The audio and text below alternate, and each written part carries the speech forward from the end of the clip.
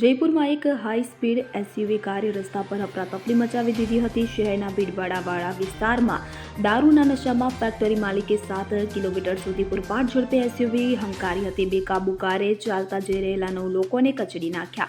અકસ્માતમાં એક મહિલા સહિત 2 લોકોના મોત થયા છે। 7 લોકો ગંભીર રીતે ઘાયલ થયા છે। આ ઘટના સોમવારે મોડી સાંજે 9:30 વાગ્યાની આસપાસ બની હોવાનું સામે આવ્યું છે। પોલીસના જણાવ્યા અનુસાર શહેરના એમઆઈ રોડ પર એક બેકાબુ કારે વાહનોને ટક્કર મારી હતી અને પ્રથમ માહિતી અનુસાર આ કાર કે શહેરની સાંકડી શેરીઓમાં ઘૂસી હતી। નહરગઢ પોલીસ સ્ટેશન વિસ્તારમાં કારે સૌથી વધુ નુકસાન પહોંચાડ્યું। અહીંથી લગભગ 1 કિલોમીટર દૂર કાર એક સાંકડી ગલીમાં ફસાઈ ગઈ હતી। લોકોની મદદથી પોલીસે આરોપી ડ્રાઈવરને દબોચી લીધો હતો। આરોપી ઉસ્માન ખાનની પણ મોડી રાત્રે મેડિકલ તપાસ કરવામાં આવી હતી। પોલીસ અધિકારીઓના મતે તે ખૂબ જ નશામાં હતો। આરોપી જયપુરના શાસ્ત્રીનગર ખાતેની રાણા કોલોનીનો રહેવાસી છે। તેની વિશ્વકર્મા ઔદ્યોગિક વિસ્તારમાં લોખંડના પલંગ બનાવવાની ફેક્ટરી ચલાવે છે। તો સોમવારે સાંજે બનેલી આ દુર્ઘટના બાદ સ્થાનિક લોકોમાં ભારે રોષ છે। આ કારણે નાહરગઢ રોડ અને આસપાસના વિસ્તારોમાં 4 પોલીસ સ્ટેશનના પોલીસને તહેનાત કરવામાં આવ્યા હતા।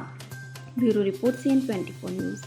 હવે જુઓ દેશ દુનિયાની તમામ ખબરો તમારી આંગળીના ટેરવે।